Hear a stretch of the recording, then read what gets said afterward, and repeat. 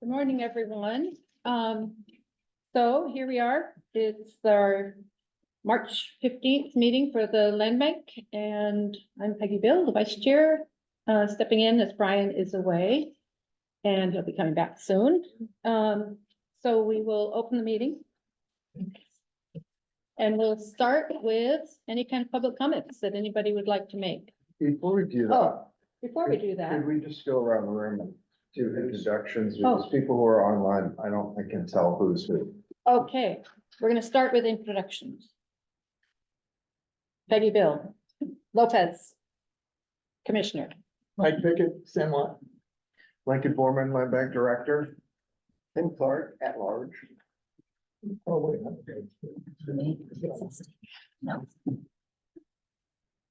Anne Marie Shanks, Orcas. Marilyn O'Connor, San Juan. I'm sorry I'm late. You're right on time. Right on. Oh. Donnie Williamson, Land Bank Outreach Volunteer Coordinator. Erin Halcombe, Stewardship Coordinator. Aaron Rock, Financial Clerk. Doug McCutcheon, San Juan Island Reserve Student. Okay, so now we will open it up for any public comments.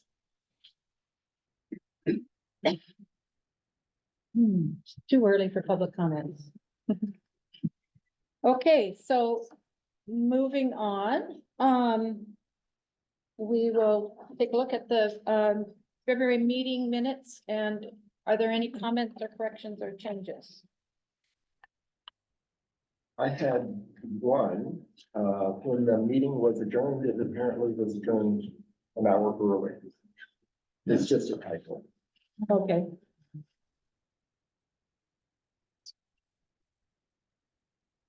Any other comments? Changes, Marilyn? No. Okay, I think we're fine on that. Given that we're not getting any other suggestions for changes, we'll go ahead and, the meetings will be approved. Partner update. I see Vicky. Good morning, Commissioners. Thank you, Vice Chair Bill. Appreciate the opportunity to provide an update to you all. I have 3 of those this morning. My name is Vicki Edwards. I'm the Conservation Director with the San Juan Preservation Trust. Our first update is celebrating the closing of the Katy Mountain Preserve Conservation Easement. Just want to thank you all for all of the efforts to get that to the finish line. As you all know, it was a 2-phase project, with the land bank acquisition as the first phase of the property, and then the second phase, the purchase of the conservation easement as an investment in the conservation outcome by the San Juan Preservation Trust. We can't do these projects individually, but we can as partners, and able to leverage the resources, unique resources that we're able to bring to these projects to make them successful. And as you all know, it's unique at the local and regional level, but it's also unique at the national level.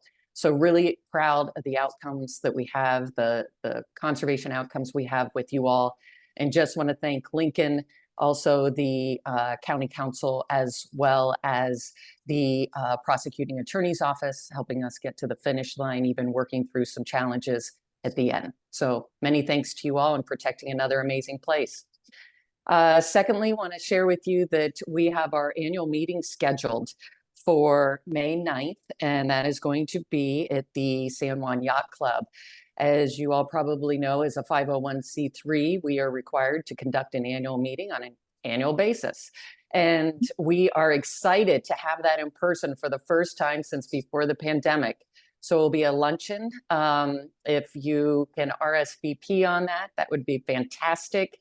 We will be highlighting, of course, our great work with the Land Bank as part of the annual update. So more to come on that. And then lastly, just want to share with you all that Kristen Buckley, our Director of Philanthropy, has been working really closely with Peter on our summer social that is scheduled at the North Shore on July 20th.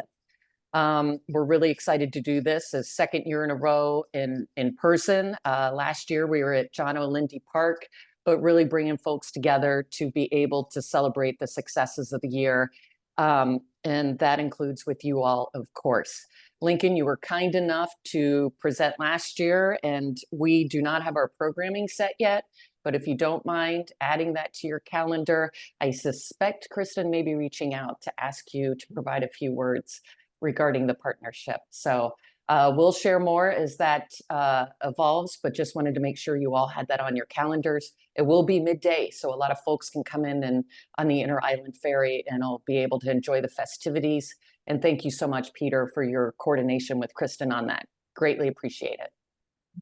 And that's it for me, Vice Chair Bill. Mickey, can Thank you. can you see that date again? In July? Yes, the summer social is July 20th, and that's on a Saturday and at the North Shore.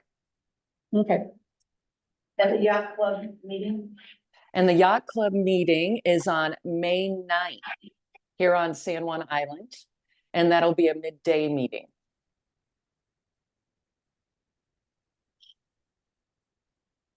okay. Thank you very much for that. Thank you. So now we'll turn to Councilmember Christine Minnie. Good morning. Good morning. Get there. Good morning, Land Bank Commission. I know last month. It's hard to hear you. Somebody told me that yesterday in a meeting. Is that any better? Not No, much. not very much. I think there's cotton in your speaker. No. Okay, how about that? What if I yell? A little better. Not much. A little But still better, not so better great. enough? Is it too loud for those online though? Can't hear. No, I think you're still really low. You sound good online. You said that. Peter. Okay. Well, then I'm gonna try to make it fast and loud. Can you turn it up, Tanya? Yeah, but you're gonna. We'll see if we can turn it up on this side. Okay, and if I am blasting out the eardrums of those online, please let me know, Peter. I did say last month that I wouldn't be here this month, but frankly, I just did bad math because the first day of March was a Friday. This is kind of the earliest a land bank commission could possibly be, and I just assumed it would be in the dates of next week. So I'm here. And while I am not there, I have already started my travels. I'm still technically on the clock. So anyway, happy to be here. I wanted to let you all know that the county has received over 35 applications for the county manager position. In fact, 38 to be exact. And there are layers, and I do mean layers of process still ahead. But the first step will be a small team review of all the applications to narrow the field to the most qualified, which will result in those most qualified going on to the next round, which will be virtual interviews to narrow the field even more. And Mr. Tompkins, our Health and Community Services Director, like I mentioned last month, has stepped into the role of interim county manager, and Brandon Cadwell has stepped into the role of an interim assistant county manager until that position is filled. With a somewhat aggressive approach to the interview process, we can conceive of having the position filled by June. By June? Is that what you said? Yes, Yeah. but that's an aggressive approach. You know, so much gets in the way often. That's just, you know, to be determined. The Great Islands Cleanup is coming up on Saturday, April 20th, so stay tuned for more information about that. Of course, it's on each island. I don't know if all of the details as to who's heading up what have been hammered out because that wasn't readily available, but put that date on your calendar. Health and Community Services and Fish for Teeth are partnering to launch a new dental program, which will serve those on Medicaid and or uninsured residents. The community dental clinics are available for those on Apple Health. I already said that, mostly, I guess, and uninsured. The dates for Arcus Island are still pending and will be announced as soon as they are finalized. I think it's important to note that the Lopez, Shaw, and other island residents are always welcome to travel to Friday Harbor or Orcas dental clinics. And the upcoming dates for San Juan Island are April 20th and June 8th. Both are Saturdays. The Climate and Sustainability Advisory Committee is looking for 2 people to fill 2 positions. One, a member from District 3, which is Lopez Shaw, and also a youth member ages 16 to 19. The Lopez Shaw vacancy is a 4-year term, and the youth vacancy is a 2-year term. And you can fill out an application through the county's website if you're interested. And lastly, the county has launched a communications survey to understand how residents engage with the news around them. I know we all know that that's a struggle. We've talked about it a lot, but we'd love to know where you get your news, how you would like to provide input on county projects and initiatives, and how the county's communications can better reach you, frankly. So this anonymous survey is on the Engage platform. That is it for me, unless there are any questions. I don't have a question, but I have a request. Tanya, could you send out to the commission the key dates that Christine talked about? I didn't pick them all up, and it'd be great to have them. Before you get the minutes at the end of the month to review, I'll send them out. Tanya? Well, we can wait till then. Oh, I Also, have them Tanya- all. Tanya, Yeah. I'll send you my cheat sheet. Awesome, thank you. Great. Any other comments? Thanks, Christine. Thank you, Peggy. Appreciate your support. That's okay, well, now we're on to chair and commissioners' reports. I certainly have one. Anybody have, let somebody else go first. Meryl. Well, I just wanted to mention that Mike and I met as the communications committee again this week. We're gonna meet before every regular meeting with Lincoln and Tanya, sort of a subcommittee on communications to take forward the strategic plan recommendations that we focus more on communications. So, and I believe you're on that committee as well. Thank you. Thank you. Look forward to working on that. No. Jim? I signed up as the liaison for the climate sustainability group. The next meeting is March 28th. So talking to them about this. And luckily, 2 friends from Lopez are on too. So I'll do a little report. So I did go to the Ag Summit. Jim was there.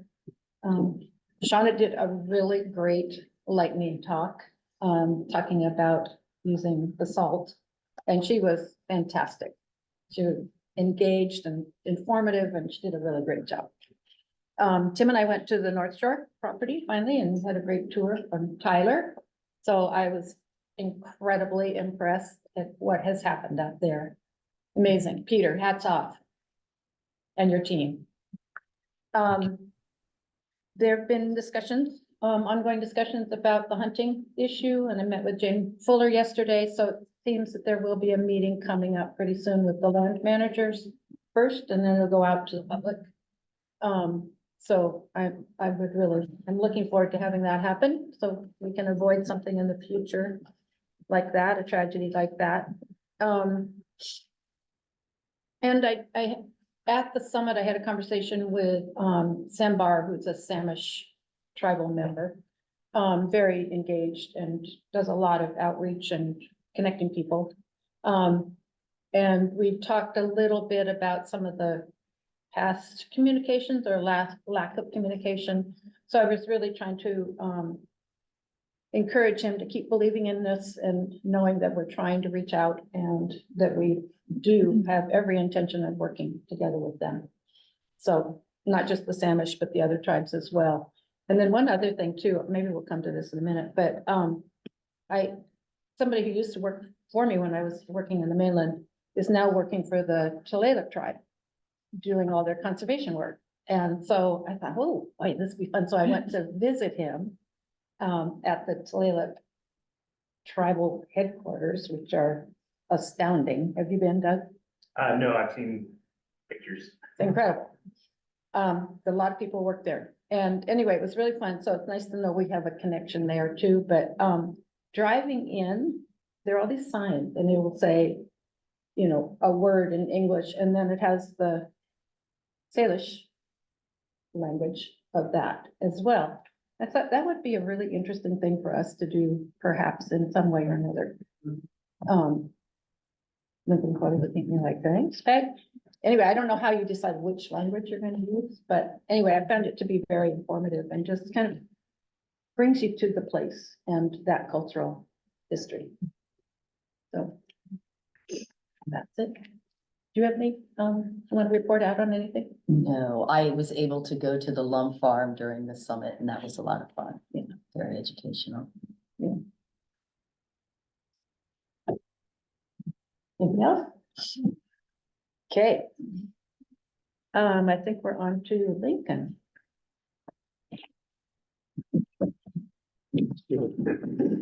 Yes, there's a presentation on their acquisition priorities. You can leave that up, but we're gonna talk about the plan first. So as you know, we're kind of in the home stretch of getting the strategic plan out to the public. The last step there will be taking it to council, which is gonna happen on the 26th of this month. So I'll be presenting it to them. And pending the outcome of that meeting, we'll be releasing it to the public and getting comments back from folks. And go from there.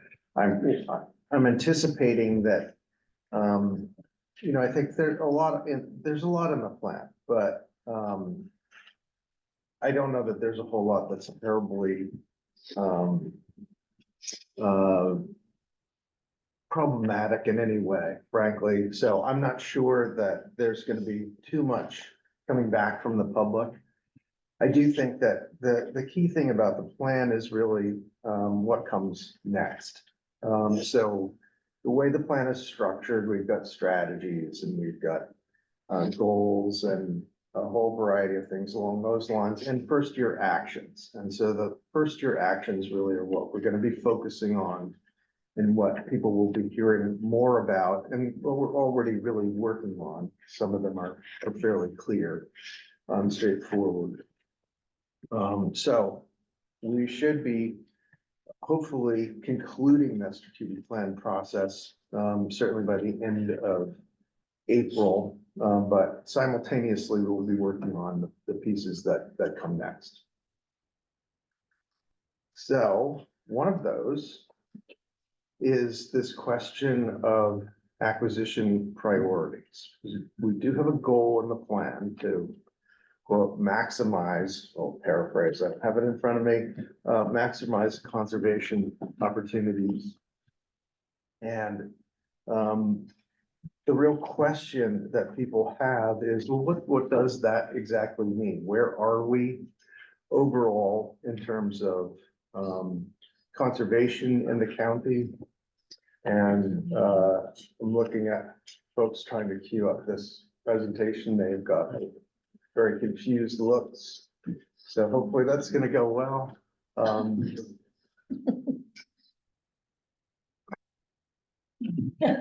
Anything? Tell the joke. You must. Another haiku? There you go. There we Okay, go. there we go, perfect. If we can pull. How many errands does it take to pull up a slideshow?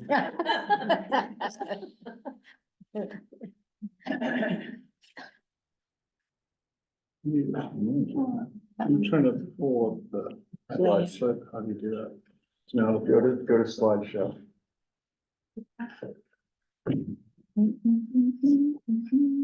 It takes 2 errands and a Tanya. yeah. There we go. We're always learning. What? Got it. Got it. There we go. Okay. All right, so are we, and we're sharing this screen so everyone online can see this, I'm assuming.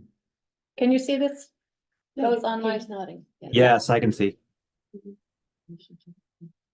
Great, okay, so here we are, talking about setting acquisition priorities, going forward in the county. So this map at the right, a little bit out of date, but it shows all the conservation lands in the county, and that's everything. That's, land bank properties, it's all the other conservation land managers' properties, their conservation.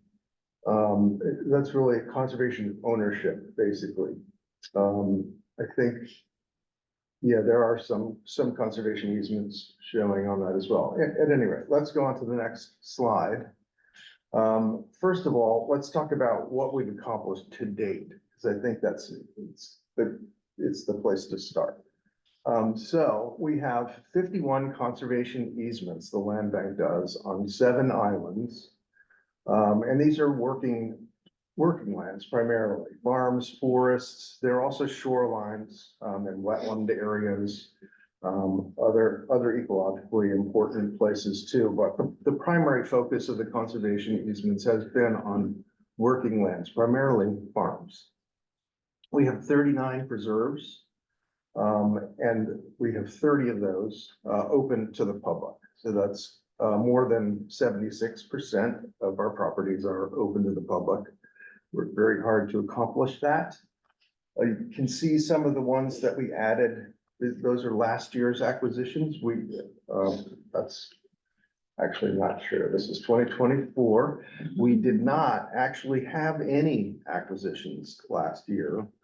As we were kind of in a reset mode, but in 2022, these were the 3 major acquisitions. None of them were huge in acreage, as you can see. The biggest one was North Shore at 58 acres up on the northern part of Orcas. And the smallest one was at Whatmount Head, which was about 11 something acres down there, but also just an extremely important property along the shoreline.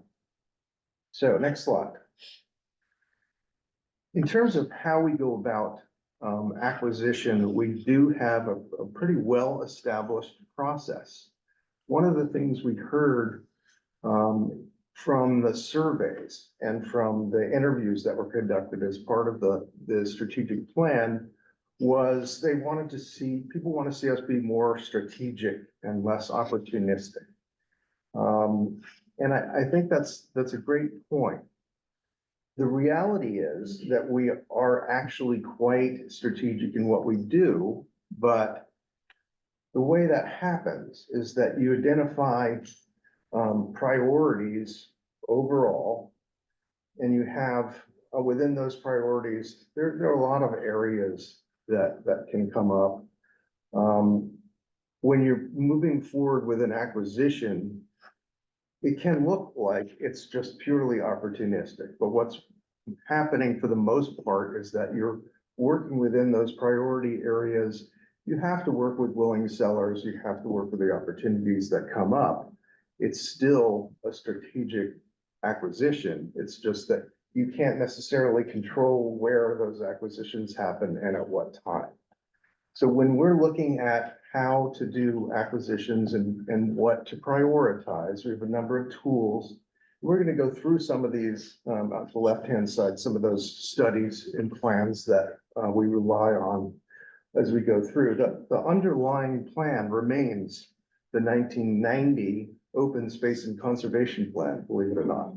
Something that should be updated. That's also the basis for the open space program that the county has, which is not land acquisition. That is about trying to conserve open areas on private properties, and it offers people tax incentives to conserve their lands temporarily, generally. So you get reduced taxes as long as it's in agriculture or in forestry, those kinds of things. So that's the underlayment for that program as well. But we have a lot of other things going on. Habitat is one, public access, shoreline conservation. We'll go through some of these as we work our way down here. But on the right-hand side, what you're seeing is the matrix that we use. So we plug properties into that matrix and actually rank them low, medium, high, that kind of thing. That comes back to the commission for their review to take a look at what's going on each property. And there are lots of variables there, including what is it going to cost? Can we find partnering funds in order to make that project work? What are the attributes of the property? And we work our way through that list and come up with a way to prioritize acquisitions. Often we have multiple competing projects, so it's really important for us to be able to prioritize and work our way down a list, as it were. So that's the general process for how we go about looking at acquisitions. Next slide. Okay, and when we're doing acquisitions, which is open space conservation primarily, that's the overwhelming majority of what we do. There are a couple of different ways we do this. So we're looking both at scale and type. So on the left-hand side, you can see scale can be a large landscape. It can also be a specific feature. If it's a large landscape, you're talking about, or you're looking for things like connectivity. Is it connected to other conservation areas? Or is it within an important habitat area for a particular species? Ecological resilience, we'll come back to that subject in a minute. Or redirecting growth. So there's one where really we're not a growth management entity. We don't have enough funds to do that. But what we can do is set aside areas and try and keep them intact. So we're kind of picking islands in the islands that we are to conserve and focusing on those and consolidating conservation areas. If it's a specific feature, there are all manner of those. So this can be anything from something like Dead Man Bay to East Sound Waterfront Park, which is a very small piece of property right on East Sound on Orcas, but it's a critical piece of property because it's really the only open space in that village, the only place you can go to sit and look out over the water or access the water for that matter. Okay, so moving over to the right-hand side, type. What do we do? What kinds of projects do we do? We do conservation easements for one thing, and that's where we're purchasing basically development rights. That's typically the thing on private properties and limiting what development can happen there. The property remains private. If it's a farm, it remains a farm. If it's a forest, it remains a forest. But the owner basically is selling their right to subdivide the property and develop it further. So it's an effort to keep those private properties in those kinds of uses and retain the character of those predominantly rural places. So you get views, rural character. If you're driving along a road and there's an open field, that's part of a farm, which is protected by conservation easement. That's what we're trying to do. But we're also giving farmers or others the opportunity to take that money where they're giving up some of their rights and reinvest it back into the farm so the farm can keep going over time. So that's what we do with conservation easements. Couple of examples there, Double Arbor Ranch on Lopez, it's a 130-acre conservation easement. One that we actually worked on for, I think, 20 years before it came to fruition. And that's not uncommon, you know, that's the other variable in doing land acquisition. You're working with people, they're partnering with you on doing these, and so it takes time. Families take time to discuss what they want to do with each other and come to agreement, so it can take a long time. On the other side, on the very right-hand side of this slide, outright ownership is the other thing we do. Why do we do that instead of conservation easements? Well, one of the big ones is public access. If we don't own the property and it's a conservation easement, typically there is no public access allowed on it. If it's a property which is great for low intensity recreation, and it's something that the public is really interested in having and the opportunity to go there and be on that land, then public access becomes really important. And it requires us to do outright acquisition for the most part. Another reason for doing outright acquisition is that it gives us the opportunity to steward the resources on the property directly. And that can be very important, particularly, for example, with forest projects where we might have a lot of forest out here in the highlands. Much of it is not in great condition. It was logged at one time, it's grown back in dense stands. And for us to really manage that property effectively, we need to own it. It's expensive to thin out those forest stands, but we can find other grants and other resources to enable us to do it. So stewardship of ecological resources is another reason. And then agricultural lands, leasing of agricultural lands is a third reason for doing outright acquisition. And there, the thought has been, we have agricultural properties. If we had a conservation easement on that property, which allowed for a residence, and that was sold, that property is still going to be quite expensive. And typically, a farmer is not going to be able to purchase it. So even with conservation easements on agricultural lands, as you change ownership, you have a big risk of losing those properties out of agriculture. So some time ago, the land bank decided, well, let's hang on to some of our properties at least and lease them back to farmers so we can basically take the cost of land out of the equation of farming. That's why we do that. Next slide. All right, so where are we? This is a kind of a shocker of a slide, frankly, because what these colored areas represent is what I call the development matrix. And we're only focusing on the 4 central islands here because I haven't had the opportunity to do this on the entire county. But this is the bulk of our land base. When you look at these 4 islands, what you see, and the numbers, mostly I've totaled the numbers up just for the 3 big ones. But the development matrix is where things are already developed. There's already a house. Properties have been divided into very small parcels. So it's both areas that are developed and it's lots that are within that matrix. So they're surrounded by development. In other words, they're not suitable for conservation purposes. They're, for all intents and purposes, going to be part of this development matrix. How much land do we have that's in this matrix already? And you can see this.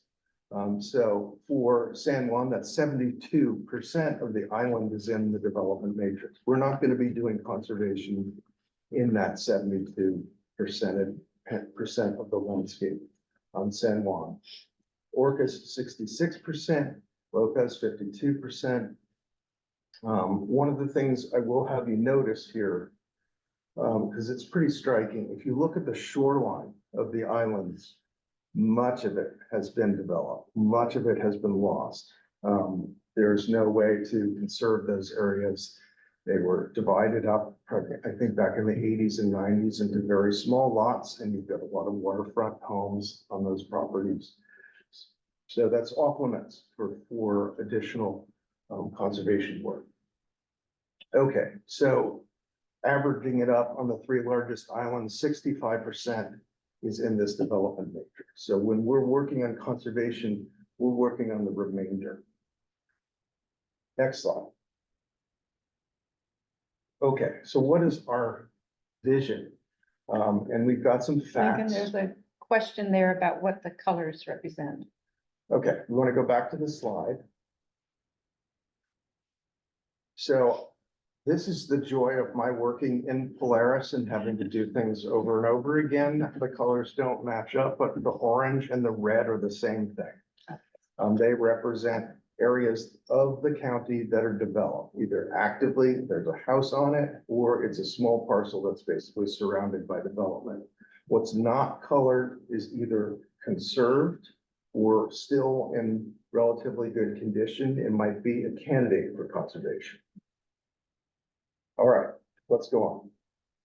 So what are we dealing with here? Our population is growing. We've got a world around us that's becoming more crowded. We have climate instability. We aren't really equipped to deal with the influx of people that we're seeing, both really from an infrastructure standpoint, water, transportation services, all of those things are difficult for us to handle. Growth management tools in the county are quite limited. The land bank, as I said, is not terribly effective. We do not have enough funds by any stretch of the imagination to be really acting as a growth management agency. And we have very little public conservation. So we currently stand at about 16.5% public conservation land in the islands. What can we do? Excuse me, Lincoln, does that include parks? Is that all public land? It's everything. 16% covers all of the state parks, federal parks. Yes, Yeah, all county. conservation ownerships. Thank you. It does not include the Preservation Trust, which is a private conservation entity. But that's the public conservation lands that we have, 16.5%. That's it. And the land bank is just about 4.5% of that. Correct. So what can we do? Well, we can protect key places. And the question is, like what? I wasn't quite through with that slide. So iconic features, places like Turtleback, an obvious one that we have protected. Areas that are critical to ecological function. So watersheds, for example, you might think of trying to protect water quality in watersheds. Connecting people to the landscape, also important. So we can also focus on areas that have been degraded. We can restore natural systems, riparian or streamside systems, wetland areas, forested areas, and the species that go with them. And last, we can improve the soil through better management of agricultural operations, including something we'll be hearing hopefully a lot more about fairly soon, amendments to the soil, which can actively remove carbon out of the atmosphere. So there was a question I saw. Yeah. What is the goal after 16%? Right, and we're coming to that. So next slide. I'm trying. We're not, thank you for coming.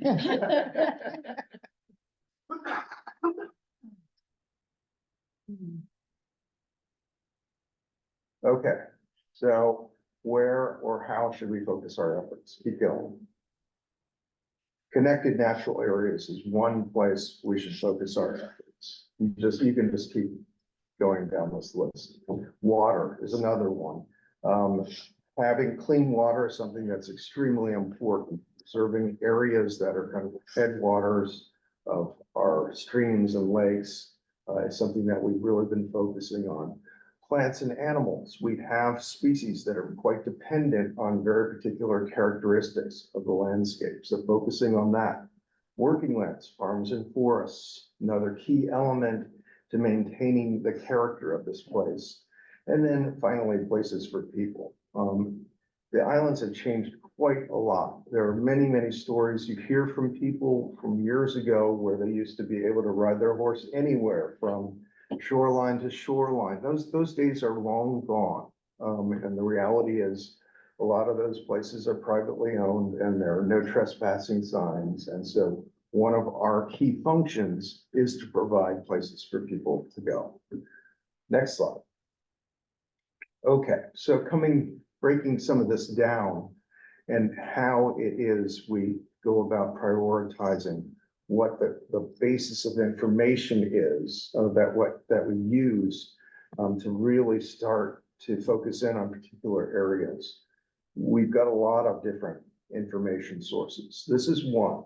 So this is something Nature Conservancy put together about terrestrial resilience. And this is talking about how climate is changing and what areas we have that might be best able to resist that change and stay functioning and intact.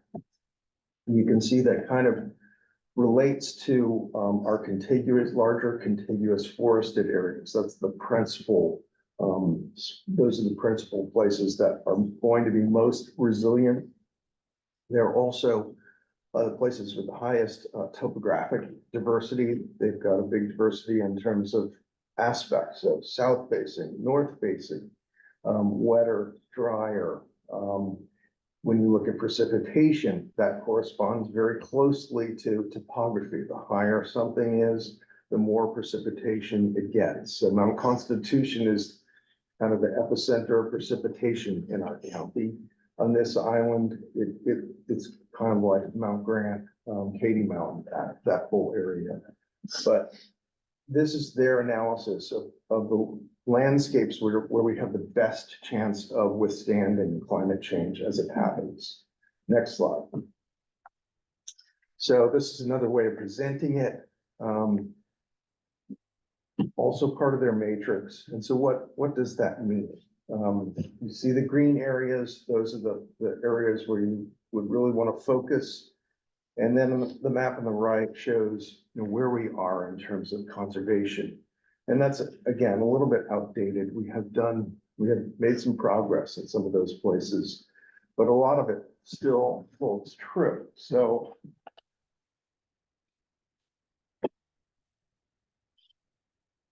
if you're thinking about Lopez, the area around Lopez Hill, is definitely one of those places. On San Juan, the Trout Lake watershed definitely is something you would want to focus on. Briggs Lake up to the north, between English Camp and our holdings on Katy Mountain, the critical area. Orcas, the areas around Turtleback, and then the areas in that southeastern portion of that particular notable island. And then on the west, on the east side rather, around Mount Moran State Park. So these are the places you would focus on if you were just using that particular metric to go forward. Next slide. Okay, habitat for our habitat conservation areas. This is something that we did a long time ago now, but it really still is. So this is some of that same information where we have contiguous forested areas, intact natural systems, but there's more to it. You can see it's not just forested areas. There's a lot of coastal resources that are associated with this as well. So similar, but a little bit different. I'm just going to go on to the next slide. Here's kind of how that question breaks down. What are we talking about? We're talking about species and conserving areas for species. Well, these are some examples. Something like the pileated woodpecker, which has a large home range, 200 basically Acres. Acres. Acres, thank you. Got my, the 200-acre home range, they fly out from those 4 areas. They have very particular requirements within that 200-acre area because they need older trees. They need snags in order to nest within those snags. And of course, then they leave those and other animals take them over. When you see pileated, often you're seeing them at the very edge of that range. So it's important to remember, because you see that animal at the edge of a road, that's not really where it lives. It's just foraging, getting some food, and it's returning to that core area, which is the important thing for its survival. Red-breasted sapsuckers, very similar habitat requirements, and that is a species that is in decline, certainly around the area and in the islands also. Owls, great horned owl, very large home range requirements also. Salamanders, wetland areas are critical importance. Bluebirds, open areas, something you might associate with farms and open space. Another species with very critical needs. So fish, why do we have fish up there? One of the things that's really important for us to remember is that we are very much connected to the sea. What happens in the land affects what happens in the sea. And so when you think about the importance of this place to salmon, a lot of it is about the juvenile life stage of their life cycle and what's important to them as juveniles. So we have salmon coming out of the big river systems, coming to the islands. They're very small, they're hanging out close to the shore. 50% of what they're eating is terrestrial arthropods, bugs that are coming out of our forested areas. They're floating out over the water. That's what they're eating. We don't have big streams pouring out, wetland insects. I mean, it's airborne, a lot of it. But what that means is you have to maintain those forested areas intact in order to keep that food supply going. Next slide.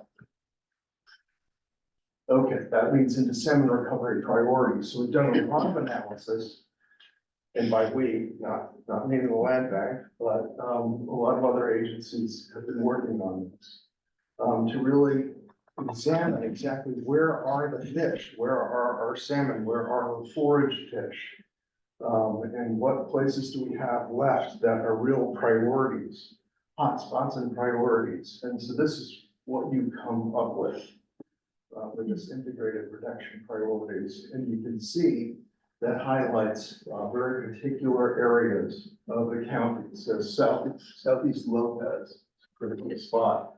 President Channel going up all the way to Susha, the west side of San Juan. And then this whole eastern part of the county as well. So this is, again, what we use when we're thinking about what is important to conserve. We're depending on these sources of information to help us prioritize. So next slide. Resource lands in the county. So this gets us back to working lands. And this is definitely something that we use. On this map, you see agricultural resource lands, forest resource land. And looking at that, you can tell, okay, well, we've got some areas that are really good for farming, what's protected, what's not protected. And that's the map on the left. We've done a pretty good job in San Juan Valley of protecting areas.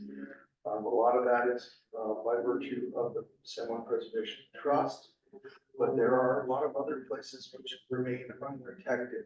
They're important for agricultural production.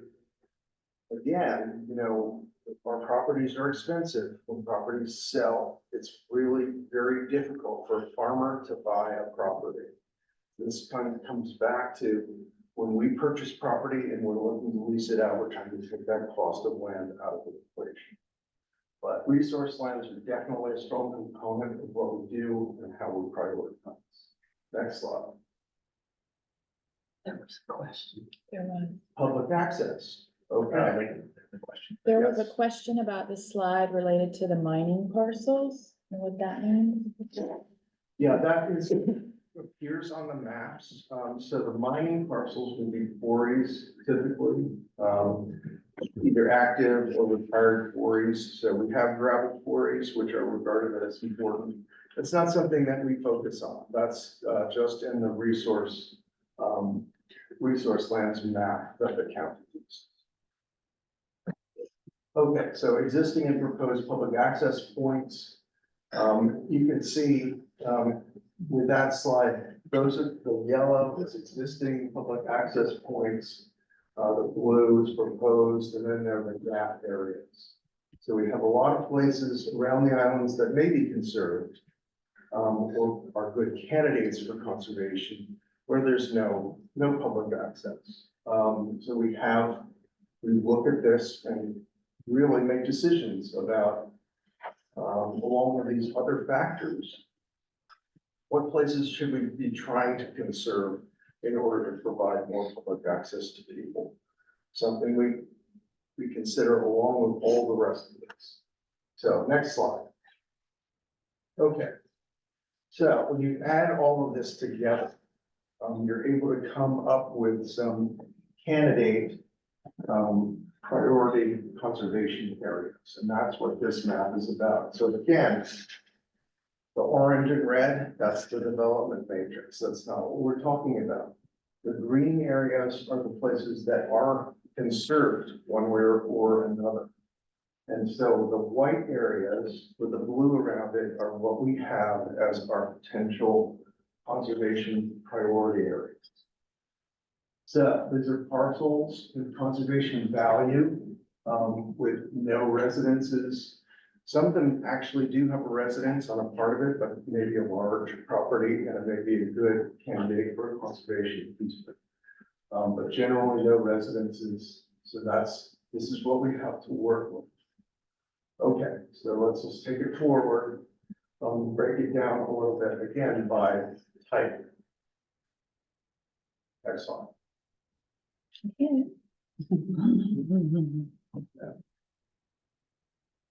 Nothing's advancing. A question there. You want to answer the question? Is that what I'm doing? I- Sorry, there's too many things going on. Well, I think the question was, Here we go. how do you decide on an acquisition property? But I have a feeling that's coming. But we can keep track of questions and answer them all at the end if that'd be easier. We'll come back to that. Okay. Okay, so just carrying this forward and breaking it down a bit, based on what we saw before with resilient areas, resource lands, areas that are important for species. So this one is which places are really important for forest conservation or larger landscape conservation, watershed protection, and this is what you come up with, these spots. So you can see on Orcas, for example, the areas around Turtleback are particularly important. On Orcas again, areas south of Moran pop out as being really important. The southeastern part of Lopez, there are a lot of places along there we have conserved lands and conservation easements. A lot of the national monument properties are down there, but we also have some unprotected areas in and around those spots that are really important. And then on San Juan, the be all and end all really is that northern forested area that is our last remaining largest impact forest area in the island. So that's kind of how it breaks down when you're thinking about forest and watershed conservation. Next slide. For shoreline, some of these there's overlap. So let's see. This is often what we face too. It's not just one particular element that's makes property a priority. They may have multiple elements. They may be shoreline, but they may also be important for protecting the larger landscape. Southeast Lopez has a lot of that. The shoreline areas elsewhere. You can see the spots up along President Channel. Really pretty critical because that's what we know is important for fish, forage fish and salmon. So having places that are undeveloped still, that's where we need to focus our energies. Henry Island, you can see the big one out on the western, to the west of San Juan. So next slide. Agricultural conservation. So again, we've done well in particular places in this category and not so well in other places. For example, on Lopez, we have a lot of agricultural area that remains unprotected. And so we've got a lot of good opportunities, and I would say much of this would happen by a conservation easement rather than by outright purchase. So enabling farmers to stay on those properties and continue to farm, if that would be a big focus. So that's that Center Valley on Lopez, which is a primary focus area. In San Juan, we've got a few, some big farms. There still some work to be done in San Juan Valley and south of there when you get down to False Bay, Orcas. Still got some important areas in the Pro Valley location. So these are what you would focus on if you were really trying to continue to conserve agriculture so you can maintain the ability for the islands to produce food. Next slide. All right, what does this mean? Okay, so the 65% of the larger islands now developed or are unsuitable will likely grow to 75 or 80% over time. So it's a quite likely scenario that we'll end up in a situation, no matter how hard we try, because we have very limited resources to work with, even if the land bank is reauthorized, limited, very limited resources in this place that we're working where real estate is so expensive. So it's quite likely we're going to end up with at least 75% of those islands developed, possibly 80%. In 2023, just as an example, we had 140 new homes built around the island. So it's happening. With the funding that we have, even if we're maximizing that and using partners, we also have a lot of stewardship costs. So we're spending a lot more money on stewardship. We don't spend everything on acquisition, far from it. It's probably about half. So we're really scraping when we're coming up with funds to conserve areas. The best we can possibly do if we maximize everything and went through this next reauthorization period is maybe another 3%. So 3% of, 3% of the total land base. So right now, the land bank has 4.5%. If we get to 7%, that's theoretically possible. That's really about it. That's what we're talking about. Next slide, next bullet point. So an ambitious goal, thinking about public conservation lands, that's 16.5% now. 20% would be an ambitious goal for us to get to. That's not just us, that's everybody else, all the other agencies trying to work to get to that point. That's the maximum, honestly. And that will be the end of large-scale conservation in the islands. This is it. We're coming to the end, people. There's just only so much that's left, and there's only so much that we're going to be able to do. Last point. Going forward from there, what happens? Well, it's what happens in any kind of suburban or urban area. People are focused on providing green space within those areas for people to recreate in. So it's small inholdings or just general green spaces. That will be the future of conservation going forward as we phase out this large landscape era, because the opportunities are closing for it. All right, next slide. So that was the kind of sobering information for everybody. This is a shot from Long Head back to Chadwick Hill Street. Press a little bit, get that in. Last slide. Just a context slide. So, you know, this is us. I want that. We're a little bit of this great landscape of great super blood class. So Wow, that is good. do what we can to protect what we can. All right.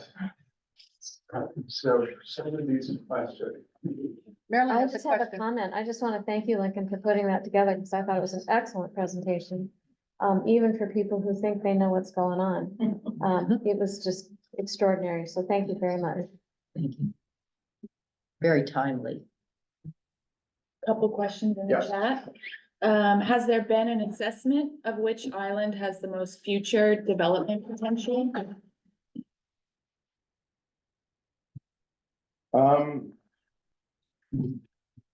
Community development has worked on that. I can't honestly say that we have a great assessment of which has the most development potential.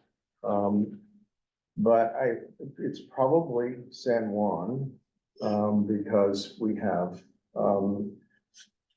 already so much in that development matrix.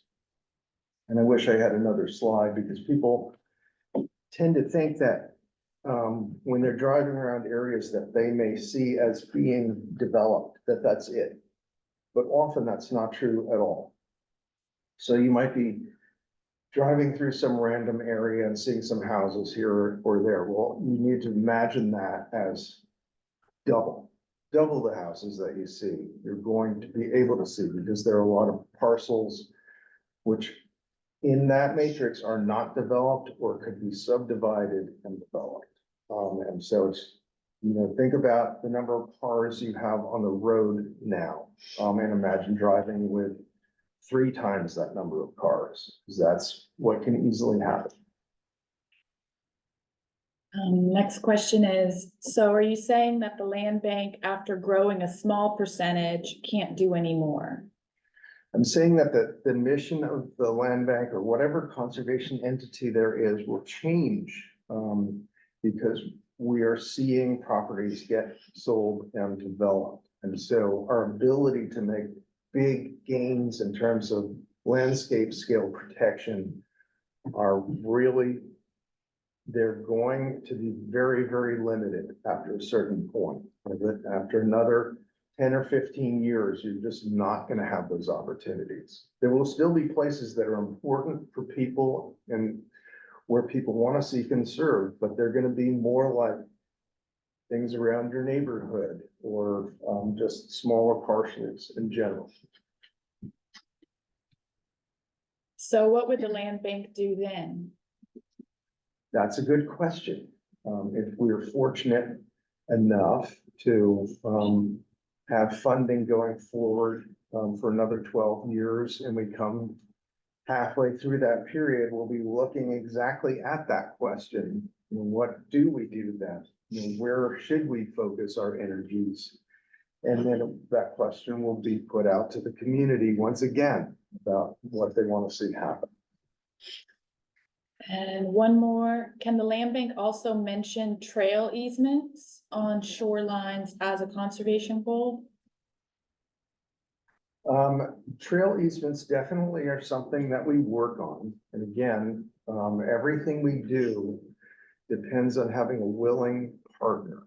So a good example of our trail easements on private property would be the American Camp Trail, which does go all the way from Friday Harbor down to American Camp. There are a couple of spots which where there is no trail, so landowners prefer not to have it. People have to kind of walk out back on the road in those areas. But certainly, we're very interested in trail easements if we have landowners who are wanting to work with us on that. Definitely. There's more questions coming in. Can you?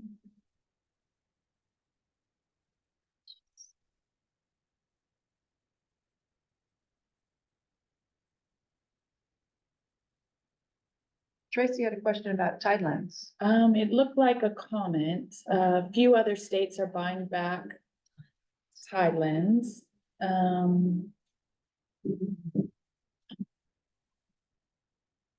So tidelands are very confusing.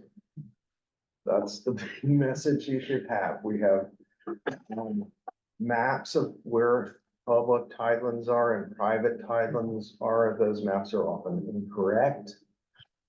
So we look at that, the idea of purchasing tidelands back. Certainly if someone has a proposal, we would consider something along those lines. It really just depends on, you know, what the tidelands are, what might be appropriate there. Whether there's a clear picture, and then of course, finding out who exactly owns the tidelands. It's really, really complicated. It's a hard area to work. Doug wants to add something. Yeah, I just know that Washington DNR has gone around and has been acquiring tidelands in some locations, particularly ones that, and bedlands more in particular, that were, for lack of better description, were sort of abandoned. So there was several bedlands, for instance, in Westcott and Garrison Bay that DNR kind of reabsorbed a few years ago. And we do have an example of bedlands on Orcas, right, adjacent to the ferry landing, that there was going to be a proposed marina development there, and the community kind of rallied together and didn't want to see that happen. And as I recall, the community purchased and transferred those, but how did that one come? That was before my time, so I'm not entirely sure. We did not pay for those timelines, but ended up with them. So when you come into the Orcas Ferry Landing and you look on the right-hand side as you're approaching the dock, those tidelands are actually a land bank reserve. There's no real access to it unless you have a boat to kind of drive up on the shore there, but yeah, interesting spot. It was a donation. Yeah, so I think DNR has interest, but I don't know if they have funding programs and things, that it would be kind of the more logical Tideland Bedland partner, let's say, and own the rest of it. So I know our population really increased during COVID. And has the county ever tried to project population increase trends? The county has done some population projections, as has the state. It's fairly controversial, quite honestly, because it depends on how you choose to base those projections. If you look at, and the reason it's complicated is so we had projections, let's say in 2006, 2007, which showed kind of a steady increase of people coming out here. Well, then we had the Great Recession, and we actually lost population during that period. And then it came back, and then we had COVID, and all of a sudden it jumped 5% in 2 years. So that's a hard question to answer. I think what is clear, though, is that this is an extremely desirable place for people to want to get to. It's expensive, we all know that, but it's a desirable place, particularly if you are coming from other parts of the country where you're facing difficult situations. So California facing the fire situations it has, Texas facing the drought situations that it has. This all of a sudden, as people start to look around and as people start to think about, you know, their climate refuge, this place pops up on the map. So I think we're going to be contending with that quite a lot. I just wanted to point out that there's a difference between development and population. If it's true that a third of our residences, and this may not be true, are second homes or are not occupied on a year-round basis, that breaks the connection between population and development. Yeah, that is very true. It is close to 40% of the houses that we have here, which are not primary residences. When population projections are made, we're looking at year-round populations, which currently stands at probably about 19,000 people through the archipelago. So that's accounting for, you know, the 40%. They don't count. Now, they sure count in the summertime So our population is gonna be significantly higher than that in the summertime when those places are occupied. So we have more comments in the Oh, go chat. for I it. don't know if it's time for a break or how you. I hope wanna so. I think this navigate. is an important conversation, but yeah, go for it. Has a cataloging ever been done for the amount of land protected from development by deed restrictions? For instance, for our and our neighbor's property, about 25 acres of pasture is protected. Well, but certainly all those deed restrictions are recorded. The question with deed restrictions, though, is, what is the level of protection you're talking about?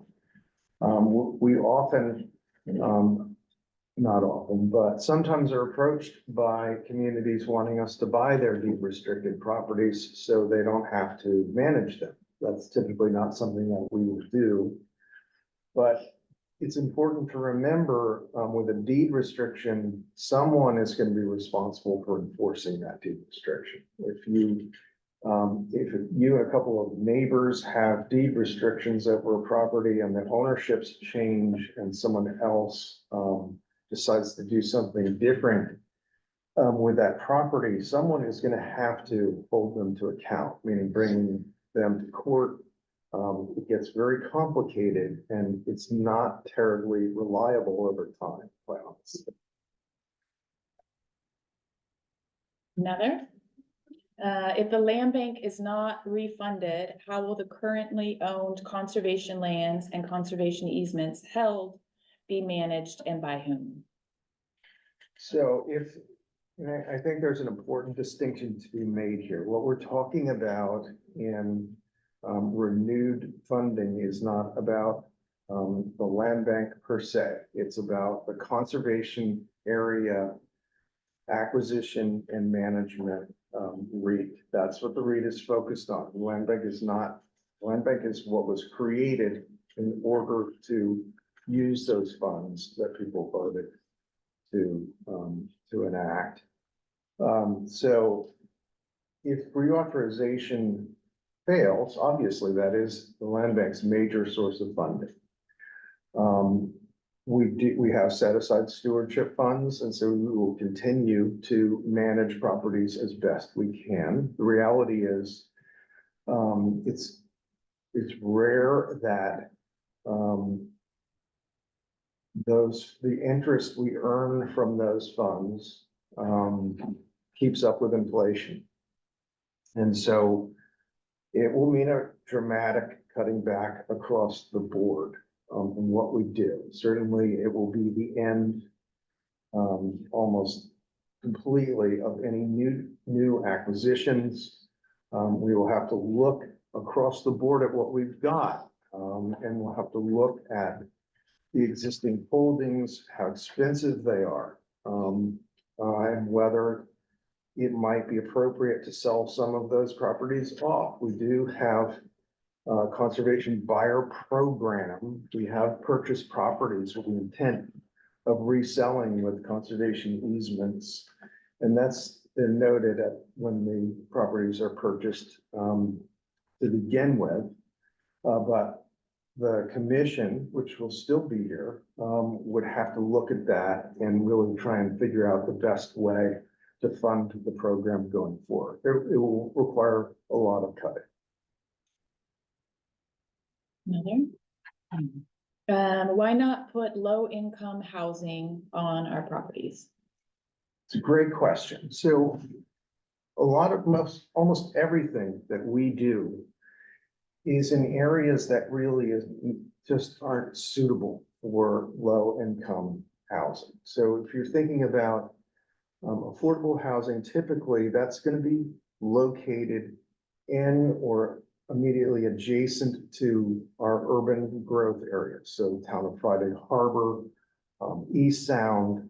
There is some provision for doing rural clusters in places, but the places that we've been focusing on are really outside of those areas. So we're trying to put together larger landscapes shore areas of shoreline that are protected, some of the most expensive properties that we've got on the islands. And it's not, we're not taking inventory away from affordable housing. If you look at vacant parcels across the islands, there are roughly 7,600 parcels which do not have residences. And with subdivision, probably looking at close to 9,500 parcels out there which are available. Are those going to be affordable housing? Well, a lot of them no, just because they're too expensive. But as far as the land bank goes, the things we buy tend to be away from those urban growth areas, and the periphery out in the landscape, the rural areas, the wild areas. That's where we're putting our energies. It's not really an appropriate place for affordable housing. I will say that it is true that the affordable housing REIT, which was voted in 2018, is dependent on a fully funded conservation area fund REIT of 1%. If that, and that is connected by state law. So if the conservation area REIT is reduced or goes away, the affordable housing REIT will go away as well. Isn't there also in the codification at the state level for the land bank would be pretty limiting in terms of doing any sort of housing type projects? That's a really good point. So maybe maybe where I should have started. The land bank has a particular mission, which is codified under state law. So we have particular things we can do with our funds, and that's it. And so it really is about acquisition and maintenance of conservation areas. There's nothing in there about affordable housing at all. So we just can't do that. It is possible that we will have projects where part of it may not be suitable. If we're looking at a big property, part of it might not be something that we're terribly interested in, but could be suitable for an affordable housing development. We're always open to looking at those kinds of partnering opportunities. So we've done things like that with the Lopez Community Land Trust, for example, where they wanted to buy a property north of Lopez Hill. They did not want the entire property. And so we ended up buying a big chunk of it, probably 2/3 of it, to conserve. They kept the area that was already in agriculture, and their goal is to create affordable homesteads on that property. So it's a great partnering opportunity where they kept those places open and available for farmers and affordable, and we're able to add to the protected acreage of Lopez Hill.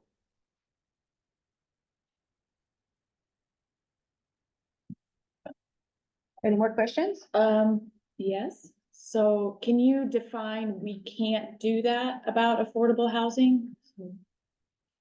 Affordable housing is not in our mission. We can't spend land bank funds on affordable housing projects. That's just not allowed under state law.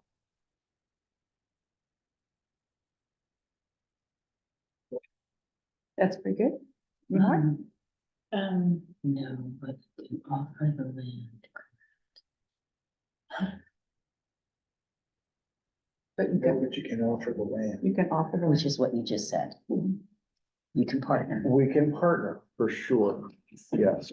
That question was no, or read the question. um, Can you offer the land? Well, I think that the offering the land part, if I can just jump in on that.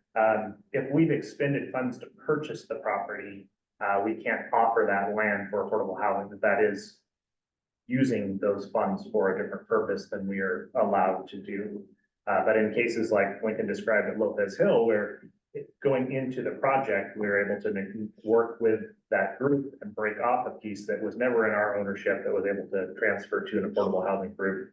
And there's been multiple attempts of that, some successful, some not, that we've had through the years. Remember some of the things that with Opal, with the Stonebridge property, for instance, and things that just didn't quite manifest. But I think it's something that's in the toolbox and something that's in consideration when it makes sense, for sure. And I want to clarify too, that if, and hopefully this does not happen, but, we do not get reauthorized, the housing REIT can continue until the end of their period of time, which I think is 2030, correct? So they don't go away immediately. They get to go to the end. I think that's, Or maybe that's contested. that's up for debate. Okay, I mean, We need- certainly it would end at 2030, but Mhm. whether it ends before that, I think is an open question because the statutory authority at that point is gone. okay. So it's significant. And I would, and you know, another thing about the affordable housing, I think it's something we all stand behind and realize that there's a great need for.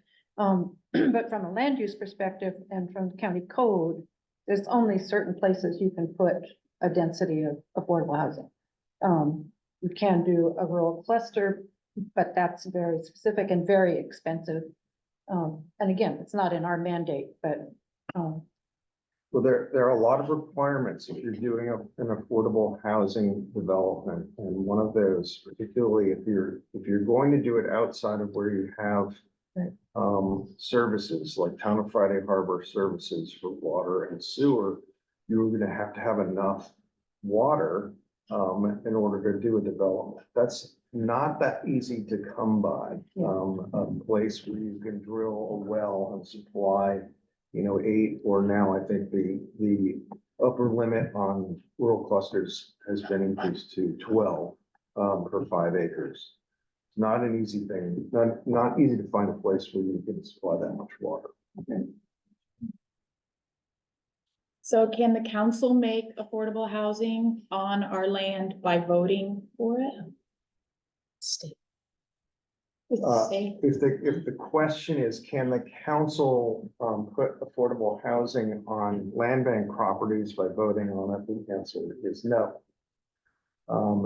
If we were to sell the property off and for appraised value, that would open it for whatever anyone might think is appropriate there. But again, since most everything that we buy is really not in an area that's appropriate for affordable housing, it's kind of a moot point. We do have some properties in urban growth areas. And they're there for specific reasons. So I mentioned East Sound Waterfront Park really serves a key purpose. The East Sound has been that only place where people have connection to the water in the village. Deer Harbor Preserve is another one, the only little bit of public shoreline that exists in that area. Driggs Park and Friday Harbor, next to where our offices are, is a nice bit of green space, which will be increasingly important, particularly, that we had properties across the street, known as the Argyle lots, which we sold back to the county council, and they wanted to do affordable housing. Totally appropriate, and they're working with a home trust now to put 40 units on that property. As that is developed, the little piece of green space that we have, which is right across the street from that, will be increasingly important for people. So I think you just answered, in part, when, if ever, do you plan on selling property for affordable housing? The Argyle lots you gave an example of, Well, any? typically, our properties are not appropriate for affordable housing. Usually, if we're going to do it, it's going to be done at the outset where we might have a property where part of it is suitable and part of it is not. And we'd be happy to work with any group to do a joint acquisition, you'd say.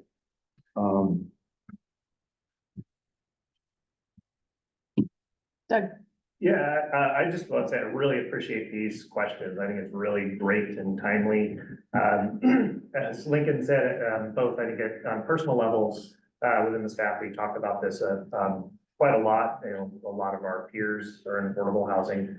And I would encourage similar questions to affordable housing groups because the feedback that we get is not feeling that we are in opposition to making affordable housing happen, but that we're a critical partner, that in higher density neighborhoods and things, these are people that maybe don't have access to shorelines, they don't have access to nature, and don't have access to, you know, even local foods and the jobs that are presented through agricultural land. So we're kind of a key part with that affordable housing in a different way, as well as enabling that affordable housing real estate excise tax. That only can be in place if the land bank is funded to the full 1%. If we were dropped down lower, that funding mechanism for affordable housing also goes away. So really, they work hand in hand. And I would also add, if you talk to the affordable housing groups, about land, and what are the obstacles to affordable housing? It's not availability of land. So Opal has properties that are available that they own, that they could develop.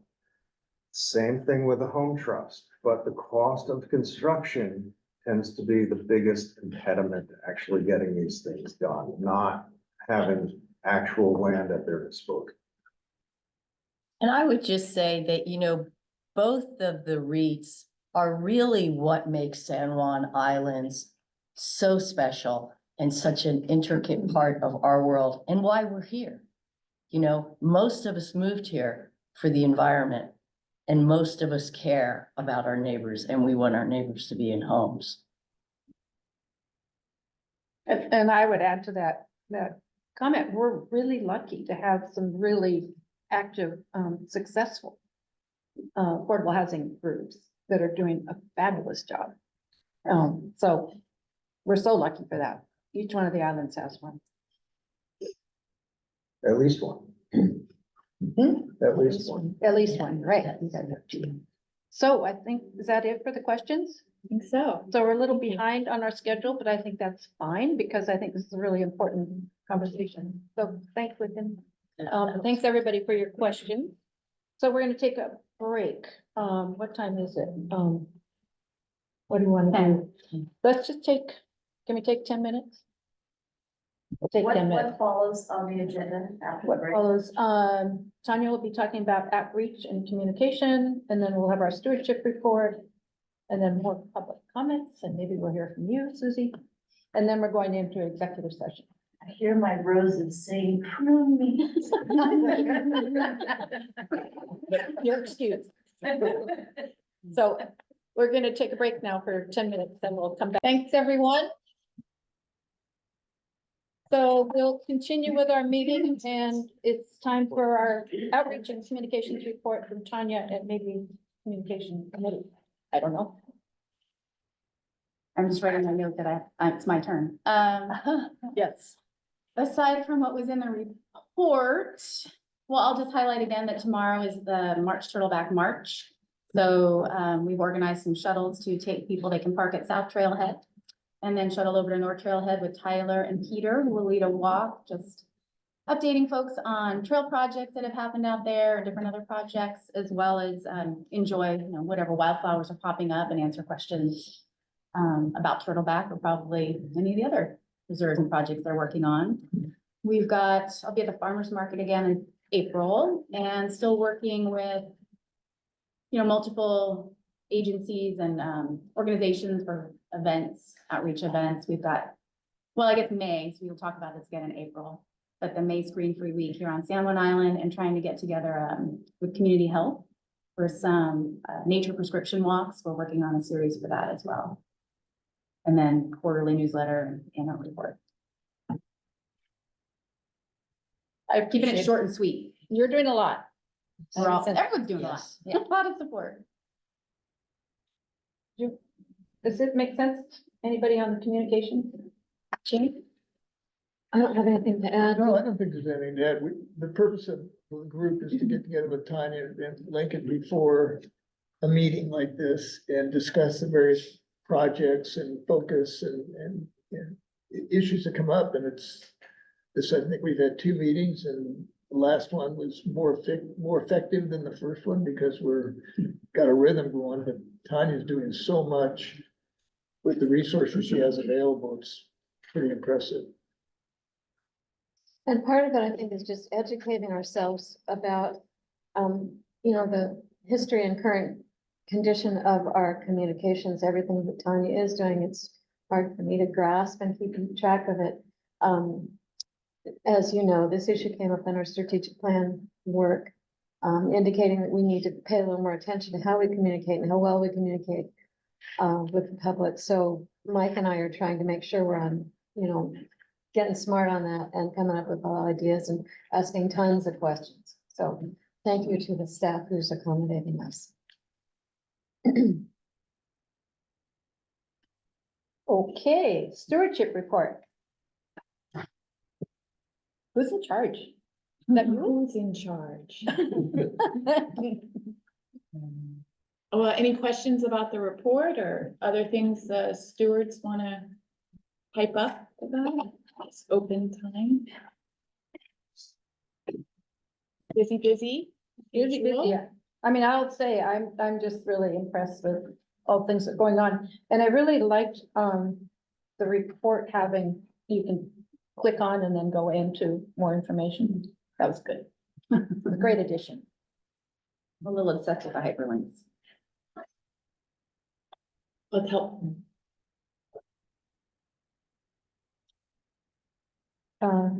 Anybody else?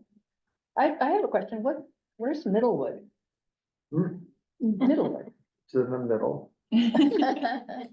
It's along Paddle Point Road. It's probably about equidistant from Friday Harbor to American Camp. So it's by Jensen Bay Road. It is open to the public by virtue of the fact that there was a property that was part of the American Camp Trail. So we'd gotten a donated trail easement on it. And then the property became available and we were able to buy it at a bargain price. So you can walk in if you want to. Yeah, that's a new one for me. And we are doing island marble restoration on that property. That's one of our sites. There was a butterfly found there. Wow, one. It's a start. I also wanted, and I think I saw an article somewhere, but I think this teenager who found this northern pike and brought it to the attention of his parents.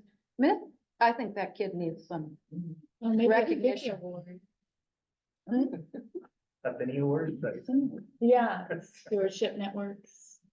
yeah, and he's also been one of the Youth Conservation Corps members for the last Oh, that's so bunch of years. It's great. I mean, that's a really big piece of information and it's really great. So we want to reward that, so it keeps doing that kind of thing. Not keep finding more pike. We don't want to find more pike, but yeah. And then there was a mention at Zilster Lake, reports of off-leash dogs, up to 7 dogs. So what's going on? And I guess my question is the signage, I'm a dog owner and I love to have her off leash, but I wouldn't do it necessarily. Yeah. Do people really understand why? Yes, and no, our signage is inadequate, and that's something that's been worked on. We kind of do our sign orders in batches often, and I've had a batch that we've been working with folks, I think that goes back to October, something like that, which will have updated things for that specific issue. But we've also had cases of both volunteers, the neighbors who run the animal rescue operation, and certainly occasionally with staff, but a little less so of people just being belligerent about it. Particularly, I think this one individual who often apparently is there with multiple dogs off leash at all times of year has been, yeah, pretty belligerent to folks who reported this in. So ultimately, the ideal thing would be to have more presence. And just the current sort of structure of our tools that we're trying to accomplish, we just don't have capacity to have people out on the land more than we do.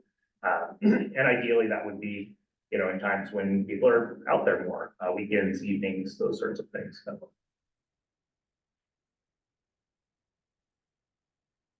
Anybody else, any comments about feedback?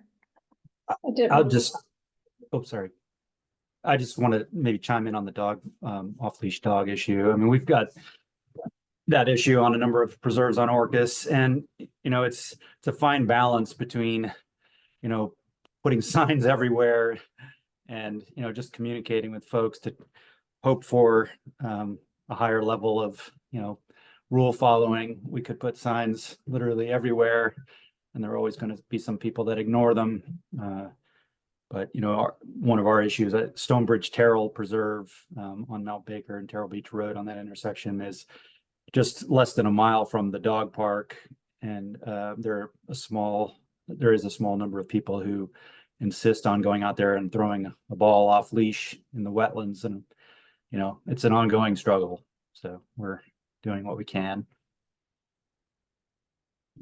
Do our sign, I can't remember if our signs say something like, this is a wildlife preserve, please leash your dog. Yeah, so we have a couple of different signs, and there's one series that we have that is saying it's a protected natural area. I think one of the challenges is Zylstra has a perception of it being an agricultural property, and it's more of a, you know, that sort of interface coming into it. We certainly have neighbors who back up to the property with trail access, you know, coming directly in from their lands, and a number of those people walk dogs there. Most of them don't during the closure time that we have in the winter, but yeah, it's just a little bit more challenging site for us. The closure is ending at the end of this month. Yes. I know there was a question about the terminology, whether it went through March or to March 1st. I've had other questions about that, just letting you know that's been a question, but I've also mentioned that I think we might need to feature leashes to borrow in some places. And that could also evolve into a place that makes you focus more on dogs because there's a sign there and leashes, and that might get people pay more attention. Agreed. We do have leashes often hanging, loaner leashes hanging at Turtleback. And I don't know if that's the reason, but in my time with the land bank, I've noticed a significant trend at Turtleback towards leashing. It's some combination of signage and talking to people and the loaner leashes, but it's gotten much better there, I think. I would say overall, that's been the trend over time. And then there's just, you know, certain places that seem to be a little bit more of a challenge, but Peer pressure is always good. Yeah. Okay, any more comments about the stewardship report? So, Thank you for the photos again. Thank you for the Yeah. photos.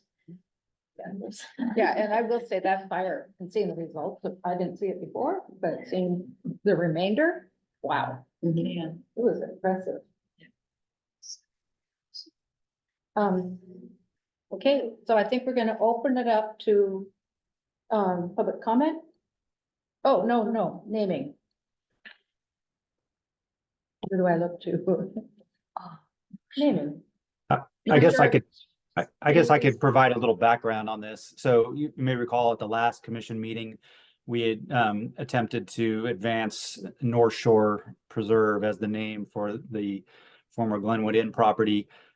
Brian Weiss had expressed to me a couple of times leading up to that he wished we could come up with something better. He was interested in names reflecting the history or geology, and we really did look at all kinds of different options. And you know, the place prior to being called Glenwood Inn briefly was called Onaway Beach, which is a, you know, reference to Michigan tribes, and it just didn't seem relevant to the site. And so in the interim, you know, North Shore became somewhat recognized in the community, and it's certainly descriptive of the location. And so staff are proposing that we call it North Shore. I communicated with Brian between the last meeting and now, and he's fine with it. He, you know, he hopes that we'll we'll try harder to come up with more creative names in the future, but he's supportive of North Shore. And I think the Preservation Trust, I believe, is supportive, and Land Bank staff are supportive. So that's what we'd like to call it. Do we need a motion? Yes. Well, I make the motion, if we need a motion, to proceed with naming the North Shore property, the North Shore Preserve. I love it when names are indicative of where the place actually is. I'll second. Okay, so I'll second it. we got a second. We have 2 seconds. Yeah, that's good. All more. All in favor? I, Oh, sorry, I'm being prompted here. Is there any discussion? Okay, no discussion then. Take a vote. All in favor? Aye. Aye. thank you. Anybody opposed? Nobody opposed. Thank you all. This will help us move forward with signage and, other materials, and help the Preservation Trust call it North Shore Preserve in their communications as well. Thanks. Thanks, Peter, for pursuing the options, but coming up with a logical conclusion. Thank you. Yeah, and I mean, I would agree also, it'd be fun to have some more poetic perhaps names, but this is good, because I agree, it's nice you know where it is. We know where it is. Yeah. Okay, public comments, we're gonna open it up for public comments. And we will be going into executive session, so we have not so long. I just want to say that I'm not sure how many people are out there would like to make public comments. We might not get to everybody. If you're not able to make a comment, it'll be recorded, we'll keep track of it, and we will get back to you. If you put it in the chat. Huh? If people yeah. online want to put things in the chat. then That's we right. can So put yeah, it if you have a up. question, please put it in the chat. So then we'll have a record of it and can get back to you. But we'll start right now. I have a public comment. Okay. So Amanda. My name is Amanda Aziz. I lived in the county for about 40 years. I was a land bank commissioner for 20 years. And the past 4 or 5, I've been a steward at Mount Grant. I open and close the preserve. It's really hard for me to go through. Last Sunday, March 3rd, I went up to close the preserve and I hit a rock on my way up. And on the way down, I realized I had a flat tire. So I went up to check to make sure no one was in the preserve before I closed the gate. On my way down, after realizing I had the flat tire, I tried to call Joe and I didn't have a signal. I have Verizon. I saw 2 people on the side of the road and stopped and asked if I could use their phone to call Joe. They told me they had called the sheriff because they thought a car had fallen off a cliff. At that point, I thought, well, I better wait for the sheriff. Sheriff Krebs came and he called Gene Wilson to help me get my tire changed. I'm not going to go into a lot of the details, but I was surrounded shortly thereafter by 4 people, neighbors of the preserve. I was harassed about land bank issues repeatedly. Gene Wilson was a witness to all of it. He stood there, he did not interfere.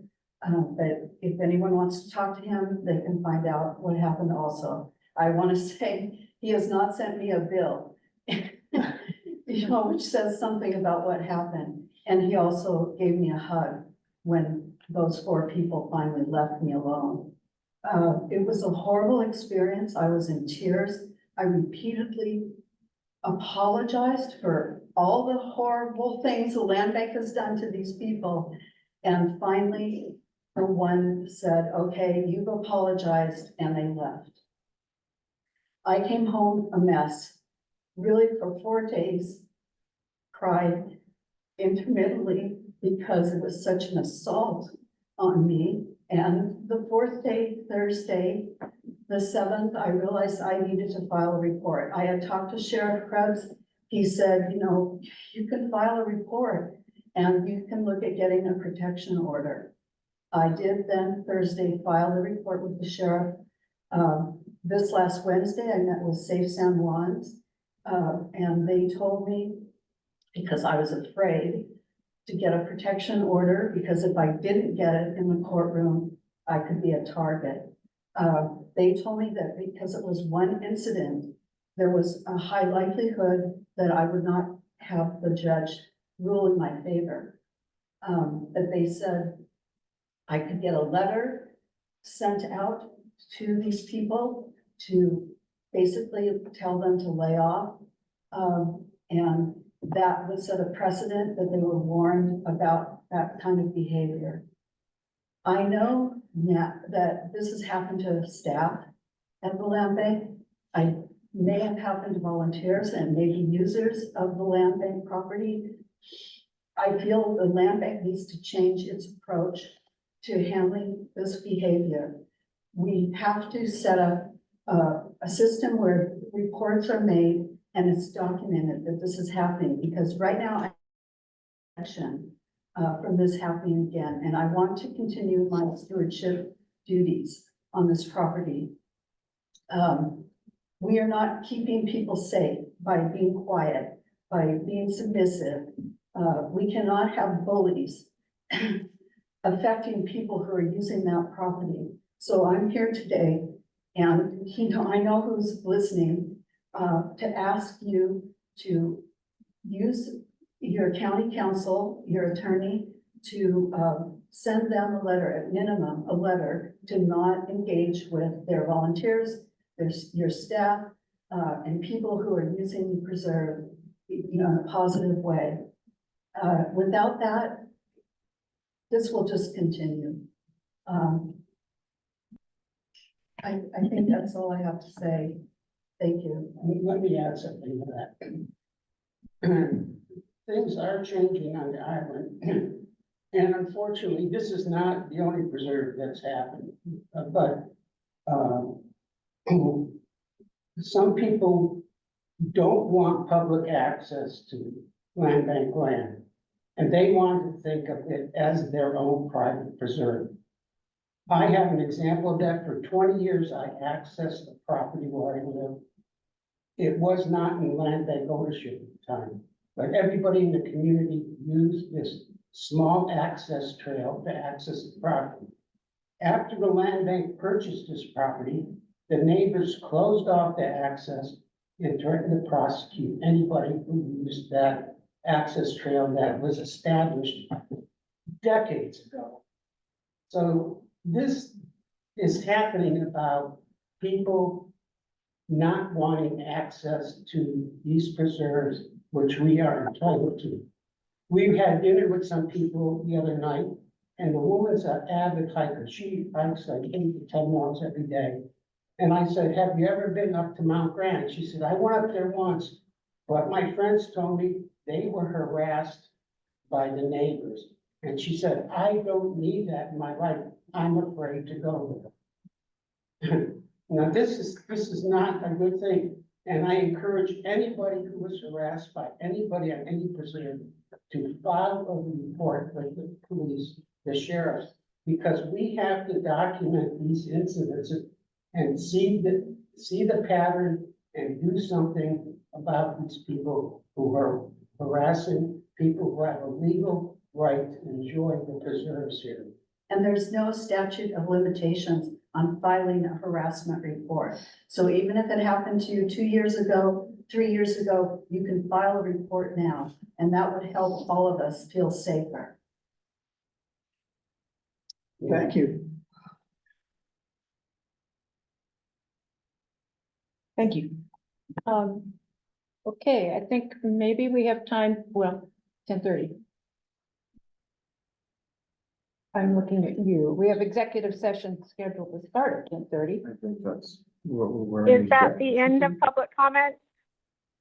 I do believe we're going to end public comment now, and I encourage you, everybody who has a comment, to please put it in chat. And That's very convenient. very convenient. And then somebody from the land bank staff will get back to you and if need be, we'll bring it up again in our next meeting. And then those comments would be added to the minutes? I get, yes. What? Yeah. Yeah, Question. I think so. Yes. Yes. So, with that, and I apologize to anybody who does have a comment, and I'm sorry we don't have time to accommodate everybody. But we have to go into executive session, and that is to discuss potential and existing litigation for RCW 42-110-301. So I think that means those of you in the audience who are not part of the Land Bank Commission or staff. I'm gonna pause recording. Thank you for coming. When, Excuse me. I lost the agenda when it comes back. We come back at 11:10. Oh, say it again. So, I will pause the recording now. Okay. We will come back at 11:10 when we adjourn. Okay, did everybody hear that? We'll be back at 11:10.